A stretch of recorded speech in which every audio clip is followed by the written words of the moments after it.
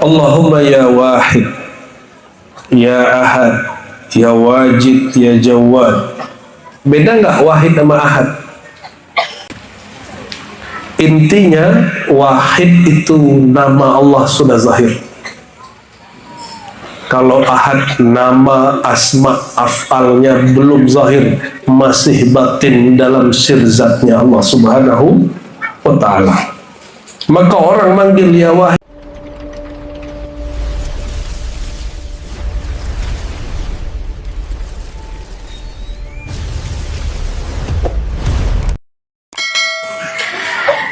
Alhamdulillahil wahidil qahhar alladhi aghraqa fi lujjati al-bahri fi julujjati aini bahril wahdati.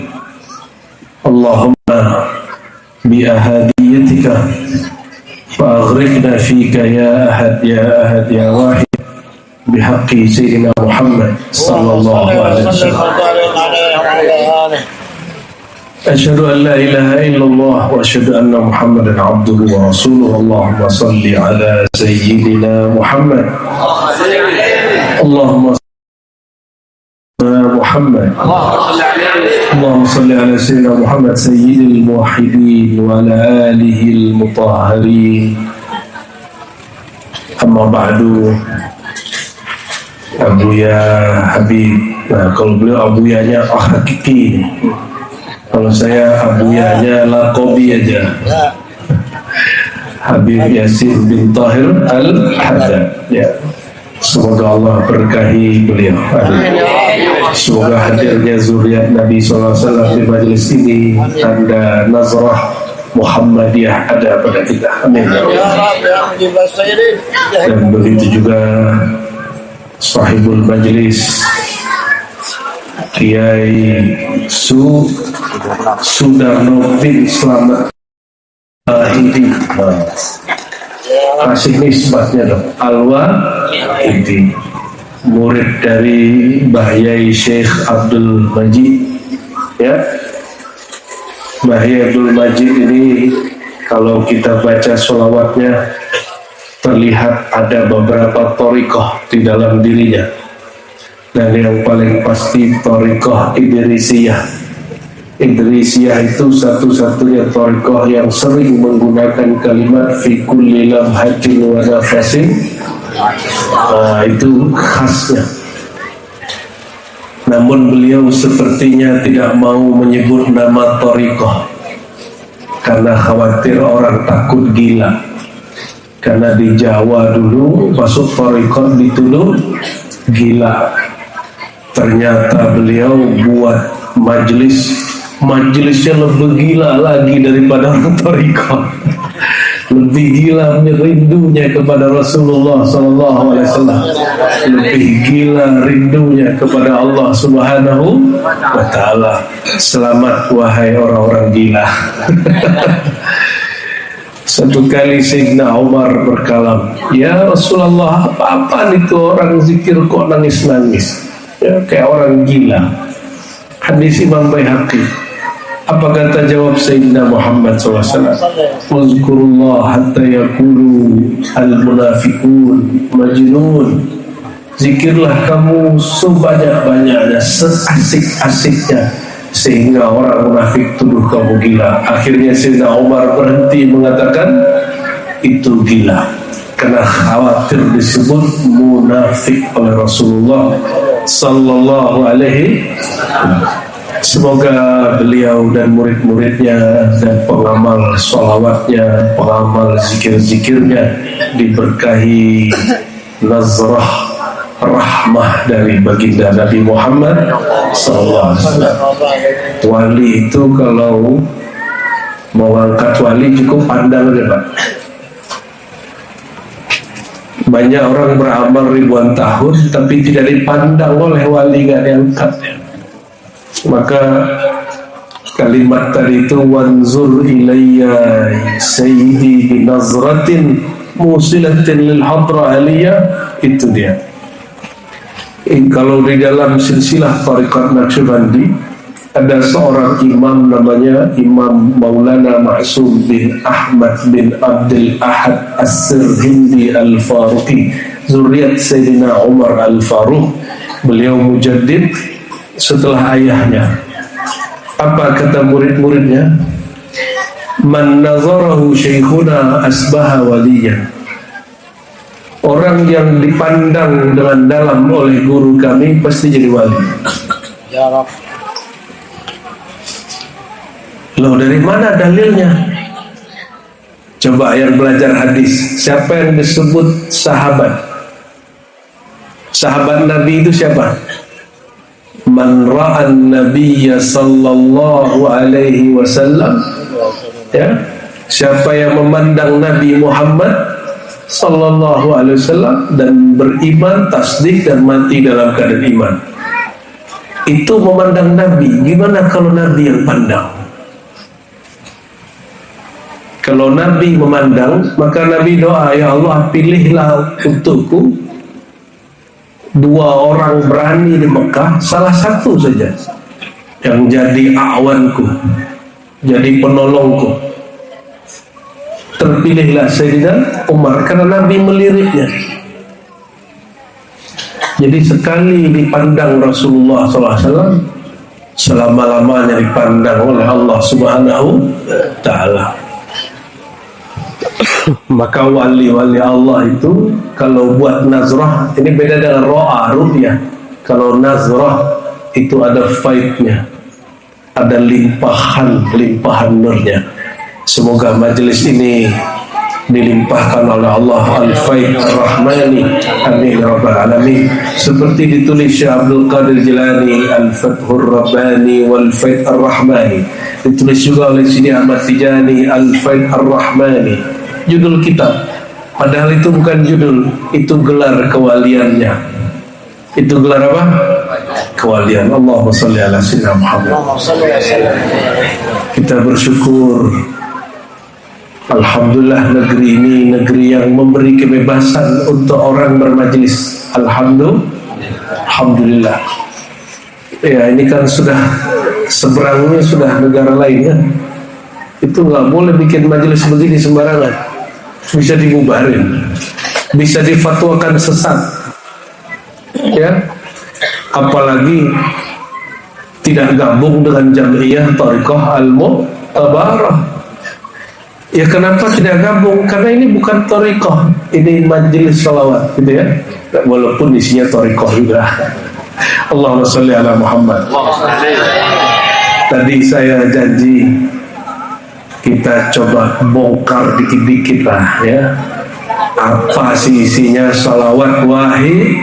Nah, tapi syaratnya kondisi dulu anak-anak itu, anak-anak itu coba dipisah-pisahin dulu, jangan diusir, dipisahin aja ya.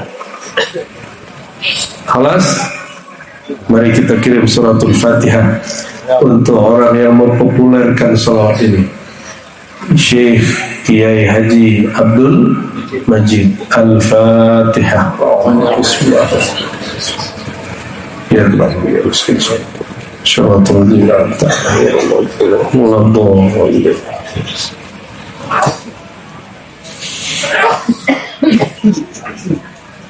Hal pertama yang beliau lakukan adalah bertawassul, ya. Ihda'us shawab ila hadrati Sayyidina Muhammad sallallahu alaihi wasallam. Al-Fatihah. Berapa kali Fatihahnya? 7. Nah, itu ada rahasianya itu. Orang kalau Fatihah 7 kali, cepat istihdar Nabinya, cepat merasakan hadir Nabi Muhammad sallallahu alaihi wasallam. Nabi Muhammad selalu hadir karena alam ini tercipta dari nurnya, ya. Alam ini tercipta dari nurnya. Gimana kalimatnya? Alaika nurul khalqi hadiyal anami. Wahai Rasulullah, engkaulah sirnya semua cahaya yang ada di alam semesta. Semua makhluk tercipta dari nurnya. Maka orang memandang kemanapun sebenarnya ada sir nurnya Nabi Muhammad sallallahu alaihi wasallam, ya. Kalau orang faham begini, mimpi itu mudah. Yang bilang mimpi susah, lah mimpi tidak diusahakan. Mimpi itu mauhibah, hadiah bagi orang yang cinta. Mungkin kita kurang cinta sehingga masih belum jumpa di alam mimpi, maka tidak usah urus mimpi, uruslah pikiran saat sadar, uruslah kolbu saat kita jaga. Adakah kita merindui Sayyidina Muhammad sallallahu alaihi wasallam?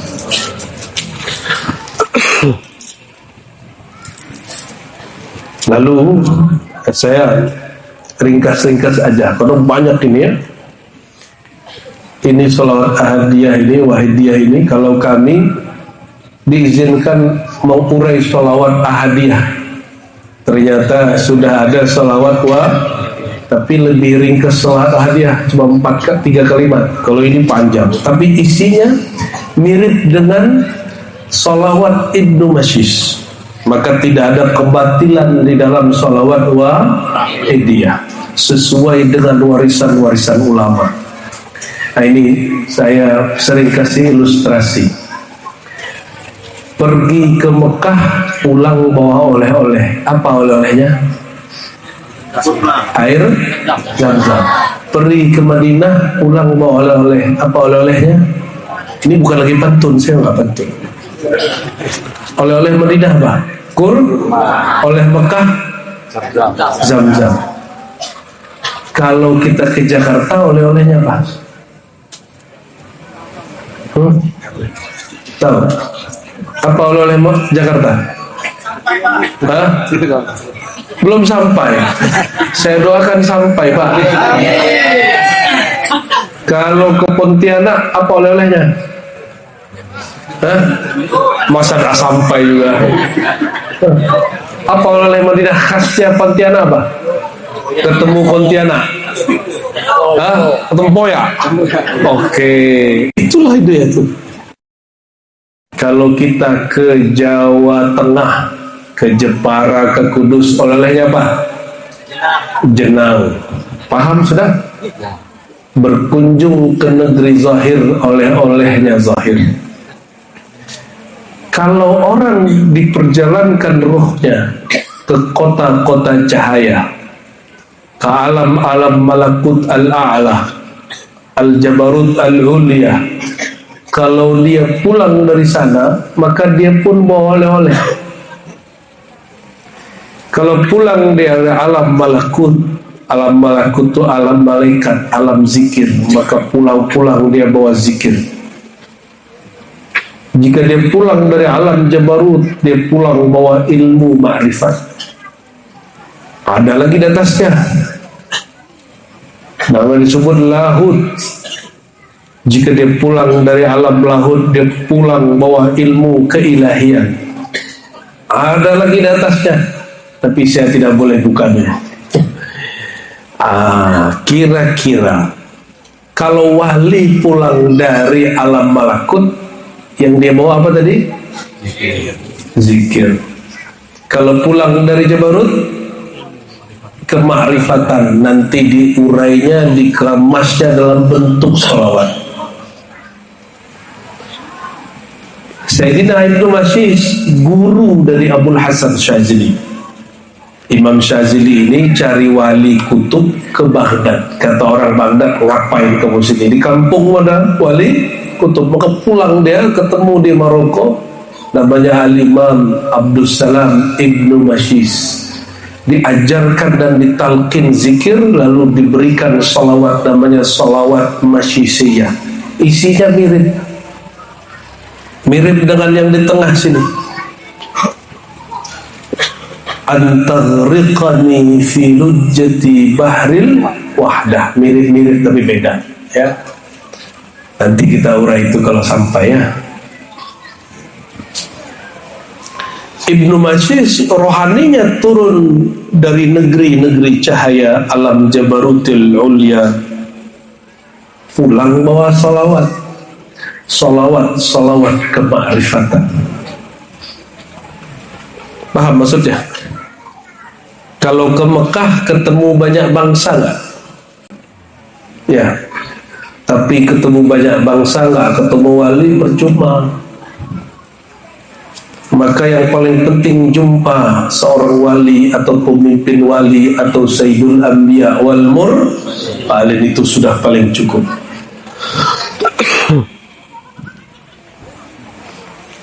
Maka beliau ketika rohaninya sadar, beliau kemudian mengubah sholawat. Maka sholawat ini gak boleh dikarang-karang dari akal, dia mesti hasil oleh-oleh dari sana. Itu yang disebut man ahdatsa fi amrina hadza ma laysa minhu fawarat. Secara ilmu fikih, siapa yang buat sesuatu yang baru, bukan bagian dari urusan kita, agama kita, tertolak. Itu secara hukum fikih disebut muhdats bid'ah. Dalam ilmu hakikat, segala satu yang dikarang-karang tidak bertahan. Kalau dikarang-karang rasanya hambar. Tapi kalau sholawat wahidiyah dibaca, bikin rindu gak? Bikin kolbunya bergejolak gak? Kenapa? Karena dia tidak disusun dengan akal, dia disusun dengan kolbu. Ya, saya ditegur orang juga, Kiai, kenapa dia datang ke wahidiyah itu gak mau tabaroh? Saya gak nyari toriko mau tabaroh, torikot saya sudah banyak. Saya ingin ketemu saudaraku perindu Rasulullah SAW. Saya jumpa orang-orang yang di kolbunya ada nur tauhid kepada Allah Subhanahu wa ta'ala. Innamal mu'minuna ikhwah. Orang beriman itu bersaudara. Tadi sore kita ke tempat beliau, ya, TKN Tariqat Qadiriyah wan Naqsyabandiyah Suryalaya Bahanam. Kita tidak menutup diri dari orang yang punya jalur tariqah lain dari kita. Kenapa? Innamal mu'minuna ikhwah. Jika benar saudara ini, Anda ini seorang beriman, pasti ada hubungan saudara nur iman di kalbunya.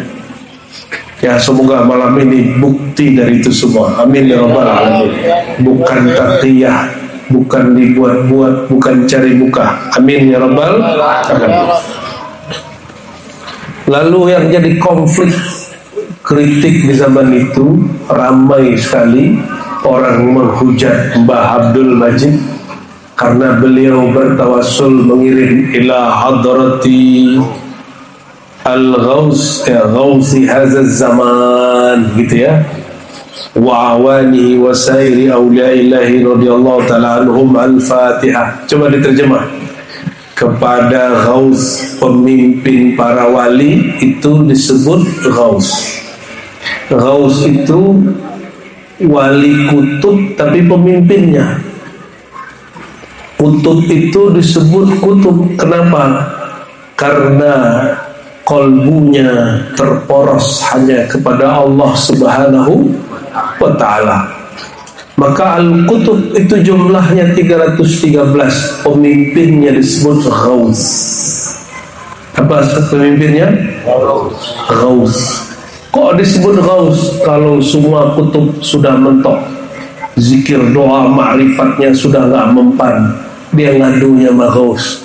Wahai Tuhan Ghaus, tolong bimbing kami. Rabbini, bimbinglah kami. Itu dia. Al-Ghaus saya menyaksikan sendiri. Masih ingat pandemi nggak, Pak? Masih ingat pandemi? Itu banyak kiai doa, ya Allah angkatlah ya Allah pandemi. Nah, itu dia nggak ngerti itu. Mohon maaf kalau ada kiai yang begitu. Kalau di sini majelis juga ada begitu, berarti belum ketemu Ghaus. Kalau wali, dia memahami jika Allah berkehendak sekarang pandemi, pandemilah. Tidak usah kemudian minta diangkat. Kapan minta diangkat? Kalau Allah suruh angkat. Paham? Jadi kita ini kalau ada bala, bencana, ujian, jangan langsung minta diangkat. Siapa tahu Allah ada skenario. Ternyata benar, selama pandemi mungkin banyak orang terkena virus, tapi di saat yang sama Allah bukakan pintu langit, Allah bukakan kemakrifatan, maka majelis-majelis rohani tambah kuat. Betul nggak? Majelis-majelis zikir tambah solid. Karena mau lari kemana lagi? Tonton TV isinya itu, buka handphone isinya itu, keluar ditutup di lockdown ya. Kalau kiri kanan lockdown, cuma di sini yang tidak lockdown ya. Betul nggak? Fa'ainal mafar, mau lari kemana? Mau lari kemana? Kalau bukan masuk lagi ke dalam diri sendiri. Jadi siapa Ghaus Hadza Zaman? Itu rahasia Allah. Itu rahasia Allah. Mungkin orang nuduh Mbah Abdul Majid ini ngaku jadi Ghaus, tapi sepanjang Kiai jumpa beliau nggak ngaku Ghaus ya? Nggak ada. Beliau bilang ila Ghaus Hadza Zaman wa awani. Akwan itu orang-orang yang bantu beliau, ring satu beliau. Coba perhatiin, Nabi Muhammad SAW sahabat utamanya berapa? 4. Nah, itu namanya awan. Namanya apa? Atau wuzara, wazir, atau disebut khulafa seperti di hadis ya, khulafa ar-rasyidin al-mahdiyyin. Itu istilah-istilah dari Nabi Muhammad sallallahu alaihi wasallam. Itu bahasa lain dari awan. Maka awan ini jumlah berapa? 4. Terus wasairi auliyahi ta'ala, dan seluruh para wali. Berarti beliau ini baca Fatihah untuk pemimpin wali, ring satunya wali Ghaus Zaman, dan semua wali-wali di semua tempat. Dapat gak? Mau wali tarekat Khalidiyah, Naqsyabandiyah, Qadiriyah, Syaziliyah, Syatoriyah, dapat semua. Betul gak? Maka saya hakul yakin pengamal wahidiyah tidak benci kepada thariqah, tidak benci kepada para imam. Justru mereka pencinta thariqah dan para imam, karena selalu difatihain setiap hari.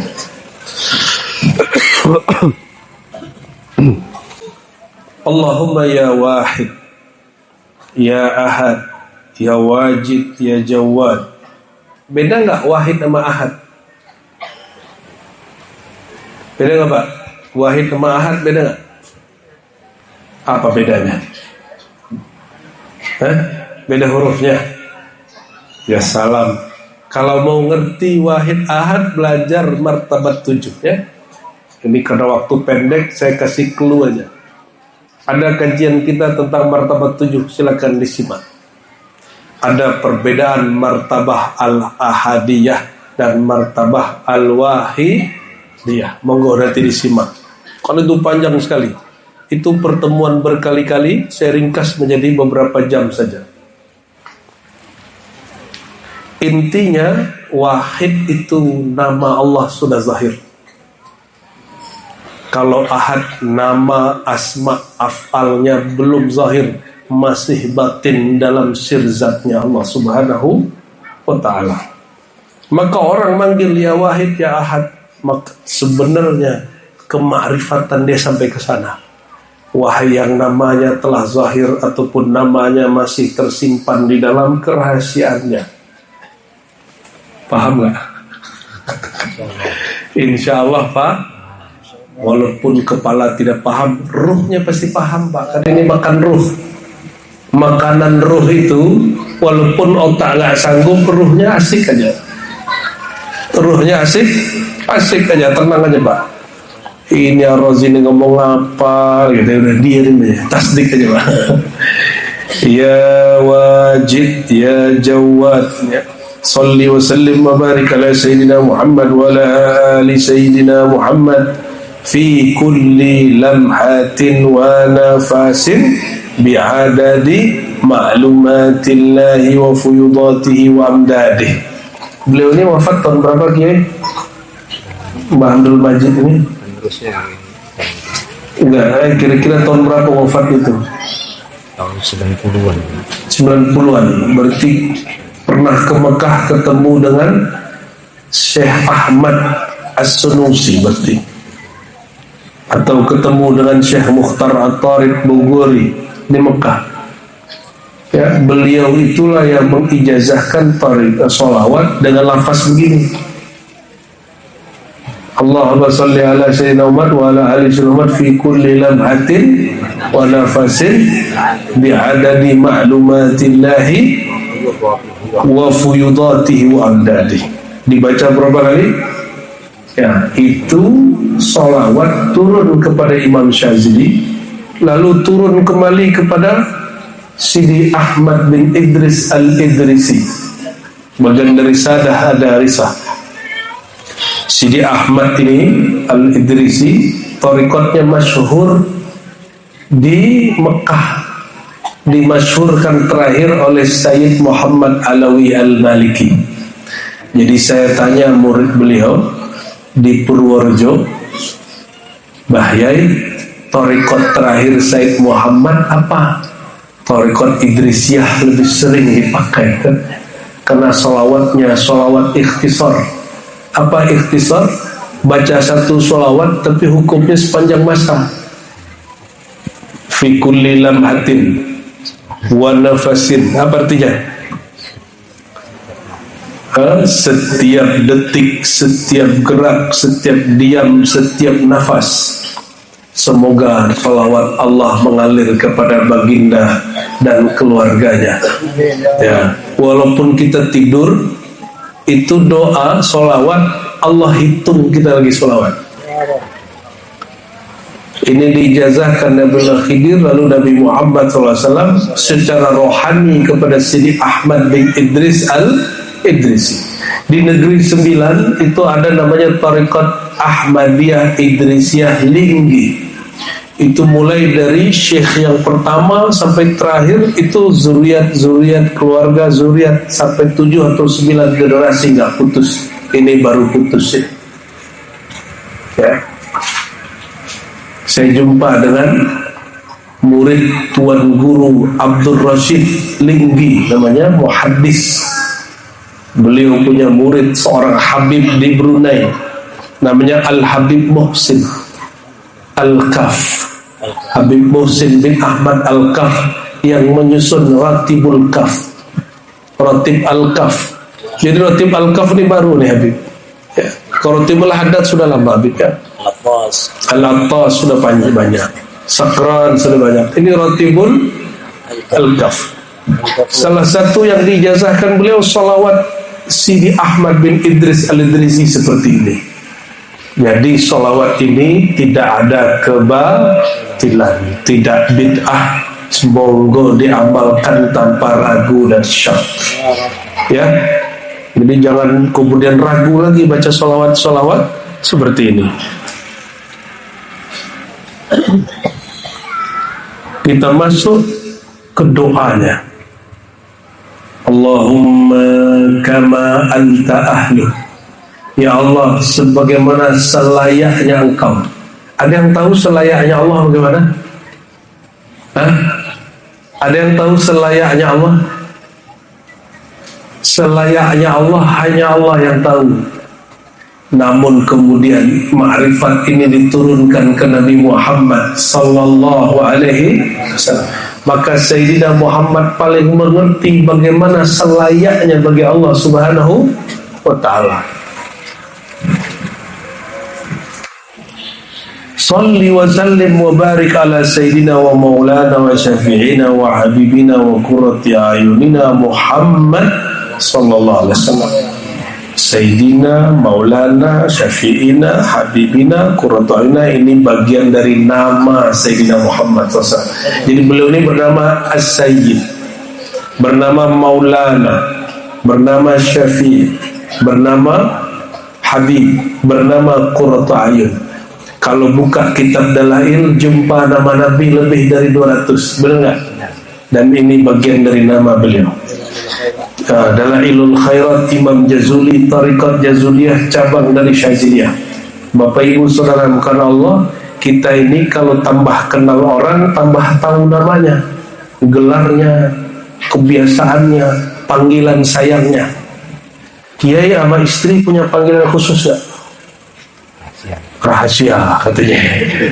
Karena kalau beliau panggil bisa datang kapanpun ya. Nanti kalau dikasih ke saya, nanti ke saya datangnya. Ada panggilan rahasia. Itu dia. Seorang kekasih juga punya panggilan rahasia kepada Sayyidina Muhammad sallallahu alaihi wasallam. Rahasia itu bukan berarti yang lain nggak tahu, tapi maksudnya dia panggil dengan nama ini dan orang nggak tahu kalau itu adalah namanya, ya. Sallallahu alaihi wasallam. Lanjut dikit lagi nyampe ke yang paling pentingnya. Kama huwa aluhu nas'aluka Allahumma bihaqqihi. Ya Allah, kami memohon dengan keberkahan, dengan hak kemuliaan Nabi Muhammad SAW. Ini namanya tawassul bizatil Mustafa. Tawassul itu ada 3 jenis. Tawassul dengan asma dan sifat Allah. Contoh, ya Arhamar Rahimin birahmatika ya Arhamar Rahimin, dengan rahmat Engkau ya Allah. Rahmat itu sifat Allah. Kita doa, ya Jawad ya Jawad ya Jawad ya Wajid ya Wajid, ya ya Ghani ya Mughni aghnina amma siwa. Kita namanya bertawassul dengan asma. Ada tawassul dengan amal soleh. Orang yang terjebak, ya, masuk goa, di dalam goa masuk, tiba-tiba ketutup oleh batu sakhrah. Maka orang ini yang bertiga sebut semua amal dia yang paling ikhlas dan mengatakan, ya Allah, jika betul aku ikhlas, tolong buka. Yang satu kebuka sedikit, yang satu lagi buka sedikit, yang terakhir kebuka lagi semua. Itu tawassul dengan amal soleh. Adakah amal soleh tanpa orang soleh? Inilah perbedaan Ahlus Sunnah dengan Wahabi. Paham? Bagi Wahabi boleh tawassul dengan amal soleh, tapi tidak boleh tawassul dengan orang soleh, kecuali orangnya hidup dan ada di hadapan. Ini kita kasih tahu kepada Wahabi. Kami tidak benci Wahabi. Bagi Anda, bagi antum, Nabi itu mati dan tidak ada di hadapan. Tapi bagi kami, Nabi itu yang wafat cuma tubuhnya, ruhnya, nurnya masih menyebar dan ada di sekitar kita, bahkan tidak pernah berpisah dari kita. Oleh karena itu, bertawassul dengan Nabi bagi kita tawassul dengan hadir al-hayy. Maka kaidah Wahabi tidak masalah. Apa kaidah Wahabi? Boleh tawassul dengan orang soleh yang hidup dan ada di hadapan. Hidup, ada di hadapan. Nabi Muhammad SAW hidup atau mati? Hidup atau mati? Hidup atau mati? Hidup atau mati? Oke, yang kencang dong, ya. Para syuhada boleh nggak kita sebut mati? Lebih mulia Nabi atau para syuhada? Jika syuhada haram disebut mati, apalagi Sayyidus Syuhada, Sayyidina Muhammad sallallahu alaihi wasallam. Nabi Muhammad lebih mulia daripada semua syuhada, semua aulia dan nabi rasul. Jadi Nabi Muhammad hidup atau mati? Hidup. Kalau yang hidup sekarang ruhnya, ya sudah ruhnya, tergantung keyakinan antum lah. Nurnya terserah, ya. Hanya jasadnya yang berpulang ke tanah, tapi nurnya masih mengalir. Sir sari nur zati. Apa kata Wahabi? Bertawassul dengan orang yang hidup dan hadir. Bagi kita, setiap kita baca salam ke beliau, beliau hadir dimanapun kita berada. Dan itu bukan ajaran sesat, itu ajaran beliau sendiri. Beliau yang mengatakan, siapa yang mengucapkan salam kepadaku, aku balas salamnya, ya. Wa arudda alaihi salam, aku balas salamnya. Maka tadi kita baca sholawat dulu, ya. Ini rahasianya kenapa Syekh Mbah Abdul Majid buka dulu dengan tawassul, lalu sholawat, lalu baru tawassul. Allahumma bihaqqi, bihaqqihi, dengan hak kemuliaan Sayyidina Muhammad kami bertawassul. Bertawassul dengan Nabi Muhammad salah satu cara cepat doa mustajab. Sayyidina Adam baru diampuni setelah bertawassul dengan Nabi Muhammad sallallahu alaihi wasallam. Ada orang buta ya datang ke Sayyidina Utsman bin Affan minta disembuhkan dengan doa, tapi Sayyidina Utsman lagi sibuk, maka ditarik oleh Utsman bin Hunayf. Kata Utsman bin Hunayf, sini kawan, jangan ganggulah Utsman tuh ya, sama saya aja. Dulu ada orang buta datang ke Nabi, lalu Nabi ajarkan sholat 2 rakaat, wudu, sholat 2 rakaat, doa tawassul, bertawassul dengan Nabi Muhammad SAW. Lalu ketika diusap mukanya, matanya langsung bisa lihat. Ya cuma itu tergantung yakin orang itu. Kalau orangnya nggak yakin, mau 1000 kali sholat dan tawassul tidak balik-balik matanya ya. Tapi apa kata Nabi? Jika kamu sabar, sebaiknya kamu tetap buta. Karena fitnah mata ini banyak sekali. Benar nggak? Mau kiai nggak kiai, mata ini kalau sudah ngelihat yang bening jelalatan Pak. Jujur kiai, sohe nggak? Sohe. Jadi sebenarnya yang dikhawatirkan oleh orang Wahabi saudara kita itu bahwa tidak boleh tawassul kecuali dengan hidup dan hadir, itu sesuai dengan kaidah kita. Bagi kita Nabi Muhammad SAW masih hidup, dan bagi kita setiap kali kita baca salam beliau hadir, nurnya, jawaban salamnya. Maka kita tawassul ke beliau, bukan bertawassul dengan yang mati, bukan bertawassul dengan yang tidak hadir. Cocok nggak kita mau Wahabi? Cocok nggak? Cocok aja. Ya, jadi cocoknya mazhab Wahabi itu mazhab para wali besar. Cuma diajarkan ke orang awam. Ya, cocoknya akidah Wahabi itu diajarkan ke siapa? Wali-wali besar. Sayangnya diajarkan ke orang awam, jadinya jadi aneh. Ya, jadi salah paham. Jadi kita ada masalah mau Wahabi? Gak ada masalah, yang ada cuma salah paham. Yang ada cuma salah paham. Antughriqana fi lujjati bahril wahdah. Tolong ya Allah dengan kemuliaan Nabi Muhammad SAW, maka karamkan aku, tenggelamkan aku, celupkan aku, hanyutkan aku dalam gelombang samudra keesaan Engkau. Karena yang paling mengerti samudra keesaan Allah siapa? Nabimu. Dan yang boleh mengizinkan orang rekomendasinya mesti rekomendasi Nabi Muhammad. Jadi kalau orang nggak dapat nazrah Nabi Muhammad, nggak boleh dia berenang di lautan ma'rifat. Istilah yang turun yang didapat oleh Syekh Abdul Majid ini, istilahnya lujjati bahril wahdah. Istilah itu juga ada di salawat Syekh Abdul Qadir Jilani, juga ada di salawat Ibnu Bashis. Kalau di Ibnu Bashis, lemparkanlah aku ke dalam samudra biharil ahadiyah. Mirip tak? Mirip ya Habib ya? Jadi bedanya apa? Kalau di sini hanyutkan aku, lenyapkan aku, tenggelamkan aku. Kalau Ibnu Bashis, lemparkan aku, ya. Aku nggak mau, paksa aja gitu maksudnya.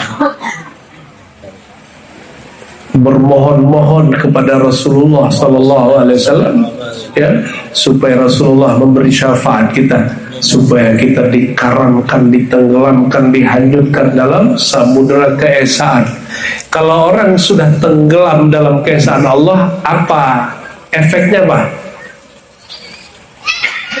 Apa efeknya Pak? Ini jangan gagah-gagahan doang baca salawat beginian, mesti ada efeknya, mesti ada buahnya, mesti berbuah. Kalau enggak nanti beliau nangis di alam sana, ya. Muridnya gagah-gagahan doang baca salawat. Ya, apa buahnya? Yang maha wujud itu cuma Allah, sedangkan selain Allah bersumber dari wujudnya. Maka al-wujud hakiki wujud Allah, selain beliau, selain dia hanya limpahan dari wujudnya. Nih muqaddimah, baru muqaddimah. Kita nggak boleh dalam-dalam amat ini karena majelisnya majelis am. Ya, ini pakai akidah Asy'ari aja. Imam Asy'ari yang menyusun sifat 20, apa kata beliau?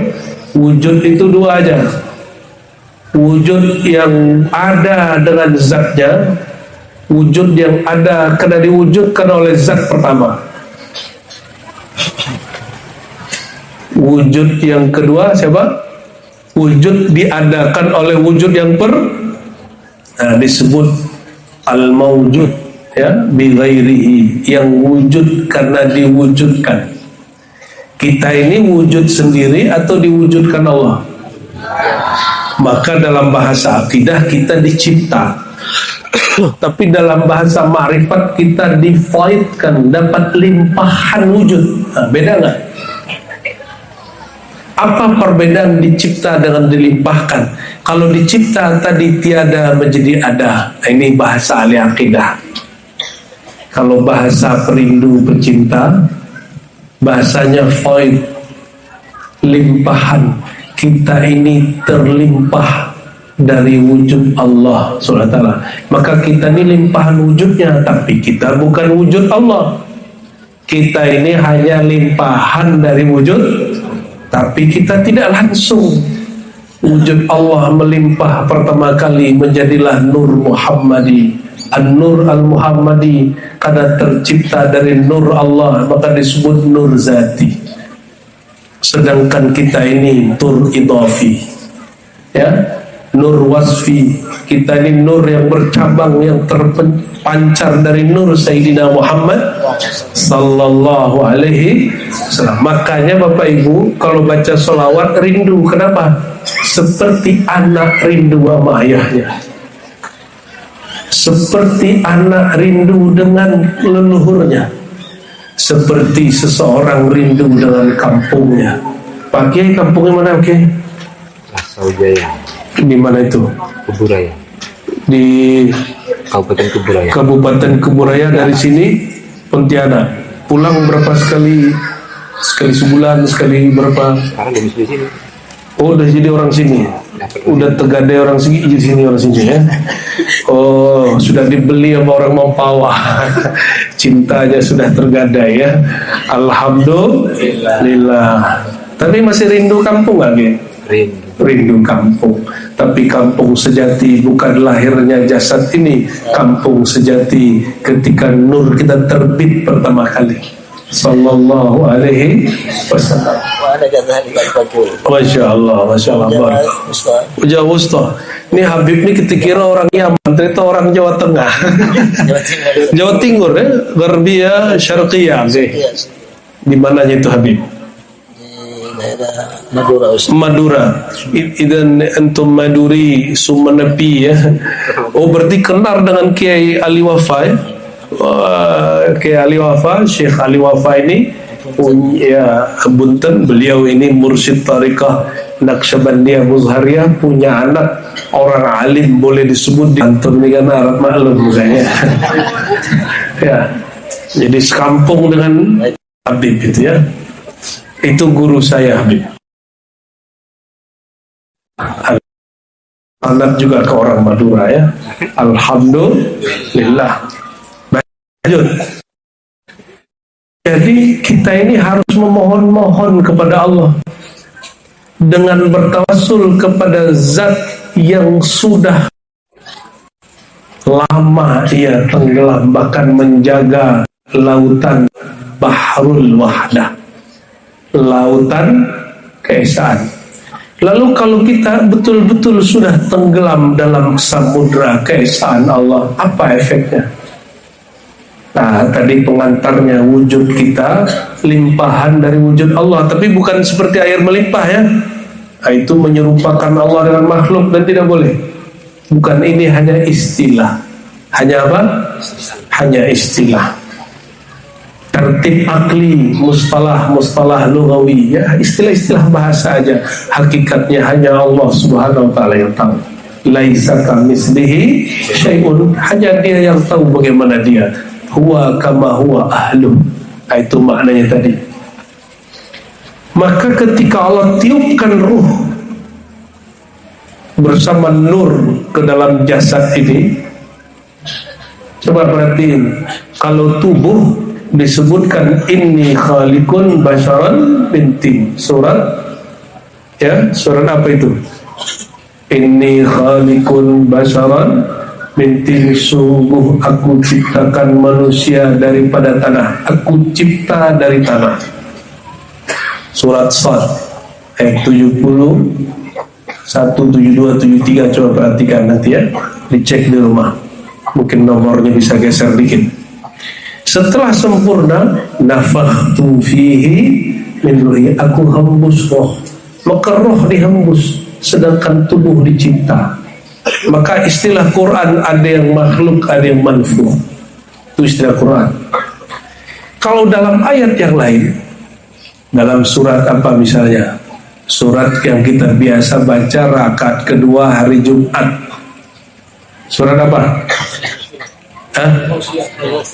Itu mah standar itu. Setelah surat sajadah, Al-In, ya, Al-In, faj'alnahu sami'an basira. Di Quran ada khalaqa, ada ja'ala. Kalau Quran sendiri itu ja'alna, kami jadikan. Quran itu bahasa Arab. Ja'alna itu bukan ciptaan. Dan Allah menyebut pendengaran kita, pandangan kita, bukan mata. Kalau mata dicipta. Kalau pandangan disebut di Quran, kami jadikan pada tubuhnya, pada matanya pandangan, kami jadikan pada telinganya pendengaran. Jadi Allah nggak sebut istilah sama dan basor pada manusia sebagai makhluk, meskipun dia makhluk, tapi Allah sebut. Kenapa? Supaya orang ini nanti tenggelam dalam samudra keesaan. Gimana maksudnya? Dalam hadis Imam Bukhari. Ini yang paling inti yang mau saya sampaikan malam ini. Semoga paham. Paham nggak paham? Semoga paham. Paham nggak paham? Fa'ilam tafham al-yawm satafham ghadan. Fa'ilam tafham al-ghadan, fa'ilam tafham al-ghad, satafham ba'da ghad. Fa'ilam tafham fil hayah, satafham ba'da al-mamat. Kalau nggak paham sekarang, semoga paham besok. Nggak paham besok, semoga paham besok lagi. Nggak paham besok lagi, paham setelah mati. Amin ya rabbal alamin. Apa kata Nabi SAW? Allah berfirman, "Fa'idha ahbabtu, jika aku telah cinta kepada hambaku." Kalau bahasa sholawatnya, apabila aku telah tenggelamkan dia dalam lautan cinta keesaanku. Ini bahasa sholawatnya. Kalau bahasa Nabi apa? Allah berfirman hadis qudsi, "Fa'idha ahbabtu, jika aku sudah menenggelamkan dia dalam cintaku." Kita ini kalau cinta, ingin kekasih kita ikut kita, benar gak? Maunya kita, maunya dia. Maunya dia tunduk sama kita. Nah, itulah egonya cinta. Itu sifat Tuhan, jangan dipakai. Itu sifat tuh jangan dipakai. Jangan kita kemudian mau tunduk semua kehendak istri ke kita, jangan begitu. Istri juga jangan begitu. Semua kemauan istri harus suami ikut. Itu yang boleh hanya Allah Subhanahu. Apa kata Allah? Jika aku telah tenggelamkan hambaku dalam cintaku, dalam samudra keesaanku, kuntu sam'ahu alladhi yasma'u bih. Aku tukar samaknya jadi samakku. Aku ganti basornya, pandangannya dengan pandanganku. Aku ganti semua jeroan dia, semua batiniahnya adalah pancaran dari sifat-sifat ma'aniku. Ya, kira-kira begitu. maka jika dia memandang dengan pandangan Allah. Jika dia mendengar dengan samanya Allah. Coba cek, ada nggak di setelah itu? Ada nggak di ujung salawat? Hatta la nara wa la nasma' wa la najid wa la nuhis wa la nata'arraq wa la naskun illa biha, sehingga kami tidak memandang, tidak merasa, tidak mendapat, tidak bergerak, tidak diam, tidak memutuskan apapun kecuali biha, dengan sir cinta keesaan Allah Subhanahu wa ta'ala. Itu dia. Batal atau soheh ini? Batal apa soheh ini? Soheh sesuai dengan Sahih Al-Bukhari. Itulah. Oleh karena itu saya menentang kalau ada kiai ustadz yang memfatwakan majelis-majelis zikir itu sesat. Saya bilang gini, kalau beda sama thariqat kita, ente lebih alim bina. Tapi kalau ternyata dia lebih alim dari ente gimana? Ya? Masa di fatwa sesat? Siapa tahu dia lebih rindu ke Rasulullah daripada kita. Siapa tahu dia lebih karam, lebih tenggelam dalam keesaan Allah daripada yang memfatwakannya.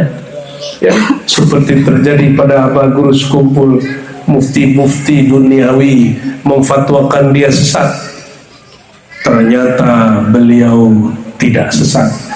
Tiba-tiba malam-malam surat untuk fatwa mau ditandatangani, disodorkan ke gurunya berpikir keras, ternyata dapat ilham.